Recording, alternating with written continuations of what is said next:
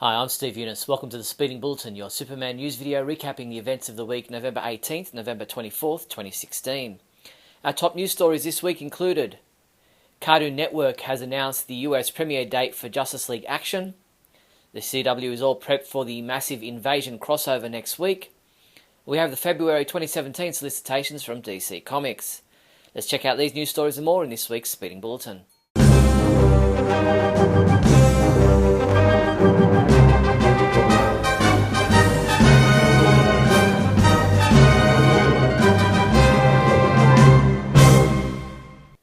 In movie news, after he played General Zod in Man of Steel, we kept hearing rumours during the making of Batman v Superman Dawn of Justice of Michael Shannon's involvement in the film. While General Zod's body, a digitally created dummy, did make an appearance in the movie, Michael Shannon told Metro.us in a recent interview that he was never personally involved. However, what's interesting is the revelation that director Zack Snyder did bring Shannon in to record some dialogue that was never included in the final cut of the movie, not even in the ultimate cut. He said, "I did some ADR, I recorded some lines that Zack wasn't even sure he was going to use." Turpin Terrible Toys is a new fan film by Robert Dodrill, which is set in a pre-Superman metropolis. A serial killer emerges and leaves his victims dressed as toy soldiers. The caveat: all his victims are members of a notorious crime syndicate known as Intergang. It's up to Detective Dan Turpin to find the killer and put a stop to his reign of terror before his full plan comes to fruition. Watch the fan film at our website and head to facebook.com/turpinfilm for more information on this movie. In TV news, we discovered this week that Cartoon Network will premiere the Justice League Action animated series in the US on December 16th. Justice League Action will debut in the US with a 4-part special event titled Shazam Slam on Friday, December 16th, with new episodes then airing on Saturday morning starting December 24th. Cartoon Network also released a new clip from an episode of Justice League Action involving Superman taking on Parasite. Fans in the UK will be able to watch Justice League Action starting this Saturday, November 26th. Check your local guides for times. Check out the promo video for the UK premiere right now. When the world is under attack, the clock is ticking, and one hero isn't enough, lives are at stake. Mankind's only hope is the Justice League. Join Batman. Miss me? Superman. We need to join forces on this. Wonder Woman. All buckled in? And their League of Superheroes. On the job, Batman. A brand new show, Justice League Action, starts this Saturday at 7:30 a.m. only on Cartoon Network. This week's new episode of Supergirl was titled The Darkest Place. Our own T.A. Hewitt submitted his review for this episode, saying, "Quite the installment this week, every player saw ample light," and he gave it a 5 out of 5 score. Executive producer Ali Adler took us behind the scenes of this week's episode, in which Guardian needed help from Alex to turn his reputation around, and Cadmus trapped Supergirl to rescue Mon-El. In our previous episode, Mon-El was kidnapped by Cadmus. Come to me, Supergirl. If you refuse to come, he dies.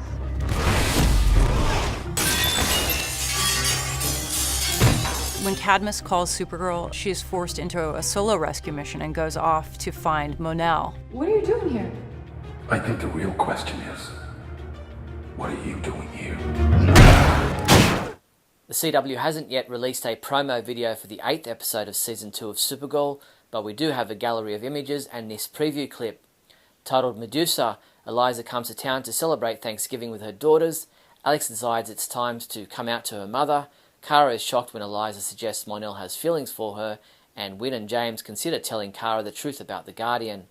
Meanwhile, Cadmus unleashes a virus that instantly kills any alien in the vicinity, so Kara enlists an unexpected ally, Lena Luthor. The epic superhero crossover kicks off tonight when Barry Allen and Cisco Ramon sees Kara's help with an alien invasion on their Earth. This episode is scheduled to air on the CW on Monday, November 28th at 8 p.m. The CW released a number of promo videos and a gallery of images for the episodes of The Flash, Arrow and DC's Legends of Tomorrow that make up the 3-part crossover known as Invasion. This epic event will begin with Barry Allen and Cisco Ramon seeking Kara's help with an alien invasion on their Earth, which will take place at the conclusion of the Supergirl episode titled Medusa, which is scheduled to air, as I said, on Monday, November 28th.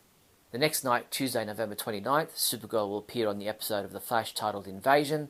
The following night, Wednesday, November 30th, the story continues in the 100th episode of Arrow in an episode also titled Invasion, and then the Invasion saga concludes on DC's Legends of Tomorrow on Thursday, December 1st.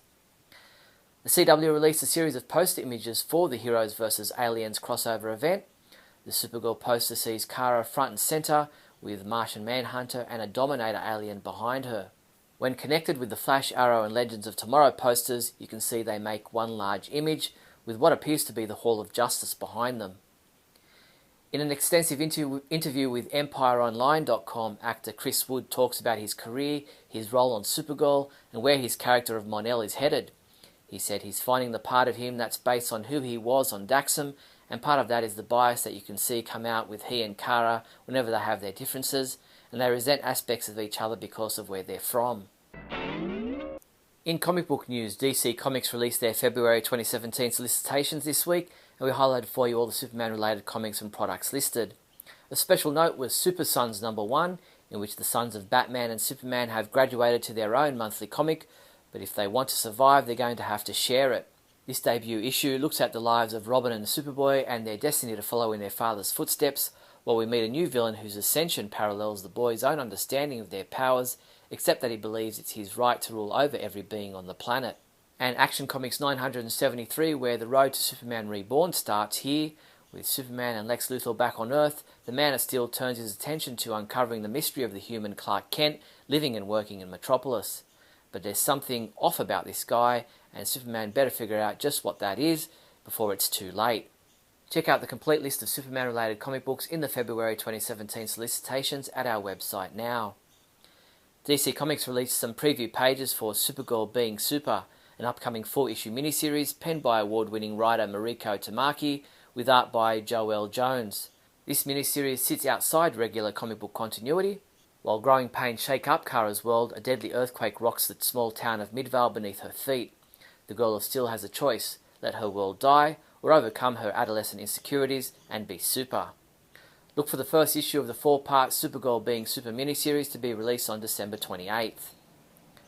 Comic books we reviewed this week included Superman number 11, which was reviewed by Adam DeChannel, who gave it a 5 out of 5, saying, "The interspersed humour helps balance out the action sequences and makes for a really fun story arc."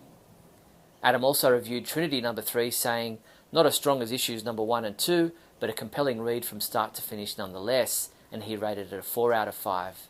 Justice League number 9 was reviewed by T.A. Hewitt, who gave it a 3 out of 5, saying, "The problem was presented last issue and was solved in the next, neatly and nicely." With Superman and Bizarro popping up in other titles, Keith Sumner reviewed Suicide Squad number 6, Nightwing number 9, Aquaman number 11, and Hal Jordan and the Green Lantern Corps number 8, which you can read at our website now. Superman comics available this week from November 23rd include Action Comics 968, which is available in a variant cover. Deathstroke number 7 features Superman and also comes in a variant cover. Superpowers number 1 is available in a variant cover and a blank variant cover. Art of DC Comics Bombshells hardcover, and DC Universe Rebirth Deluxe Edition hardcover. Rug up with a selection of Superman scarves, mittens and beanies. Get yourself a Superman black and white print infinity scarf for $7.95. Or how about keeping the young ones warmed up in a Superman blue striped beanie and mittens set available for $11.99. These and other Superman scarves, beanies and mittens are available from your one-stop Superman shop, the Superman Homepage online store at supermanhomepage.com/shop. And in other news, a quick reminder that voting for the 2016 Shield Awards is still open. The Shield Awards gives you, the fans, the opportunity to voice your opinions about comics with a 2016 cover date, Superman-related movies, TV shows and Superman merchandise released in 2016. By voting in the 2016 Shield Awards, you automatically go into the draw for a chance to win a prize pack consisting of Batman v Superman Dawn of Justice Ultimate Cut on Blu-ray and Supergirl the Complete First Season on DVD. Visit our website now and click on the big Shield Awards banner at the top of the site to get involved. That's all the news there was for the week November 18th and November 24th. I'm Steve Younis from supermanhomepage.com. Great Scott. Great Scott. Great Scott.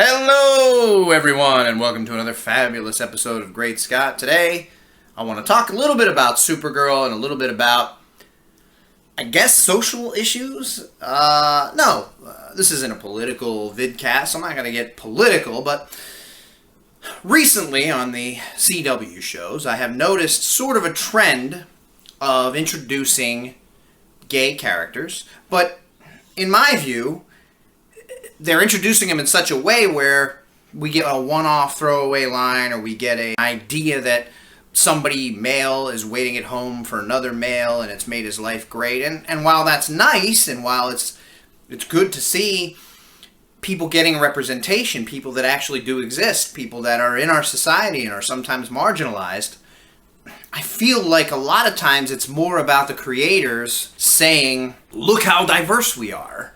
We've got a gay character, and all the gay character has is one line that tells us they're gay, and they're very small, and they're marginalized there, but it's almost like the creators, the writers, are using the character just to promote the idea that they are diverse, when in fact they have no actual character growth with that person, they have no development with that person, they just throw a line in there.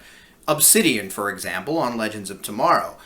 I don't know that much about him, and I didn't look it up, but I made mention on a post on Facebook that it seemed odd and like a throwaway line, just so that we knew he was gay when he went off the show and wasn't going to be back. And maybe he'll return at some point, but he was kind of a small character in that one episode, and they threw the line in, and since they weren't going to talk about it any further, and we weren't going to see that character do anything else, it was almost like they just put it there just to have it there. Where, in contrast, on Supergirl, we have recently had a great series of episodes, in my opinion, where Alex has come to the discovery that she might be gay, or is gay. I don't know that it's been satisfied yet to where she's going to end up, because she's still very conflicted about it, but I thought it was incredibly touching when she had her scene with Kara, where she came out, where Maggie told her that she should go do that, and that it's going to make her feel great, and that it's a huge crossroads in her life, and she's going to realize she's much happier when she's able to be open and be herself. And I think that that's a great way to include people who might be on the outside, who might themselves still be having issues with trying to decide who they are or where they are at. And I think in this case on Supergirl, I love Alex, and I love the show, and I love what they do. And I've said many times, it's the most emotional, it's the most stirring, it's the most touching of the CW shows. Even though Arrow is still my favorite, obviously I have a special place in my heart because it's a super show. I feel like it's so much more emotional, and I've heard a lot of fans complain that that's why they don't like it, because it's too touchy-feely or it's too cheesy. Cheesy for me, and I've talked about the Donner film, is people acting goofy and silly, and there was some of that on Supergirl, but I do find, as I said, it to be much more about relationships and emotional and touching. And my daughter pointed at me several times because my eyes were teary because of the way the interactions happened, and I felt that it was a great use of the Alex character. Obviously, she's been a bit non-romantic. We've never seen her in a relationship before. The whole first season, they never even talked about it. So I don't know if this was their plan all along, or if they just decided, listen, she's a character who doesn't exist in the comics, we can do whatever, and since we haven't shown her in any kind of relationship, why don't we do this? And I thought it was handled really, really well, and I feel like she's a real person, a real character. I don't feel like she's token. I don't feel like they're just throwing her in there and then saying something quickly just to prove to us, the viewer, how diverse they are. Same thing with Curtis. He's a character. He's been there. He's involved. He's a gay character, and he's a real person, and he has, you know, the character traits of a person on one of these shows. Sometimes on these shows, people are a little shallow anyway, but to the degree that the characters are characters on these shows, I feel like Alex and Supergirl does a much better job, I think, with real people feelings, even though sometimes it's a little goofy, because they're, just like with their Superman, they're connecting it to that idea of the ideal version of the super family, which a lot of people still think is the Donner version of the movie. But I still feel like the emotions and the connections between family members like Kara and Alex are so much greater than they are on a lot of the other shows. Although Legends gets me emotionally a lot of times too, which is odd because it's the last show I normally watch out of the four. But I think it's great when they really do, and this goes for a straight character, a gay character, whatever. For me, it's all about the development. It's about the writing. It's about handling the character correctly. And I may mention that it almost seems like at times they're hitting us in the face with, we're pro-gay, as opposed to really giving us characters that are meaningful, that represent what they're trying to represent. And sometimes it seems like what they're trying to represent is just the idea that we're so pro-gay and we're so diverse, look at us, look at us. And I don't know that it should be that, as much as with whatever character. You should be about the character. You should be about showing us that this is a real person, a rounded person, a person that is gay or straight or whatever they are, but is a meaningful character in the world that we're watching, and that it feels authentic and not just being thrown in there just so that we know that it's there, but it's never going to be meaningful. And I guess someone who is really close to the subject immediately got offended. And I'm doing this vid because I'm wondering on some opinions on the way I sound or the way it comes across, because I think everybody should be what they want to be and what makes them the happiest. And I love Alex's story right now, and I'm enjoying where it's going, and I think that Chyler handled it perfect. I mean, it was so touching and heartbreaking at the same time when Maggie told her she wasn't ready for that or whatever. I think she overreacted, because I don't think Maggie said, no, I'd never be with you, or I don't like you that way. But Alex is going through a turmoil of emotions, and that's what I think is so strong about it and so powerful, because she really is an adult who has supposedly already become what she's going to become. She's 30 or in her 30s, but yet hasn't discovered this part of herself yet, or hasn't opened up about this part of herself. And I think that they're handling it really, really well, that she just discovered this and is now trying to process all of it and needs Kara there and says, you know, I can't do this without you. And it's very touching and emotional. And then she goes back to Maggie, and, you know, and Maggie in her mind turns her down, although I still think they're going to end up having a relationship, because I think Maggie just doesn't want to be the girl who Alex tries out her gayness on. In other words, if she's not sure, or if she hasn't discovered who she's going to be yet, Maggie wants her to feel that and experience that before she maybe gets in a relationship with someone that she's hoping is going to be serious. So these are my thoughts on it, and I think in some cases, not just the CW shows, but in some cases it's handled in a token way just to show we have this, and we're great because we do. And then in other ways, they really take the time, and it's really emotional, and it's really touching, and it's really, you know, or they're a really meaningful character, and you could see them being a character, and they're real, and they feel authentic. Let me know what you think. Thanks everybody for watching, and remember, very, very orange. I apologize. Going for the whole thing in America right now. Always look up in the sky. It's popular. What all the kids are going for. And 70-year-old president-elects.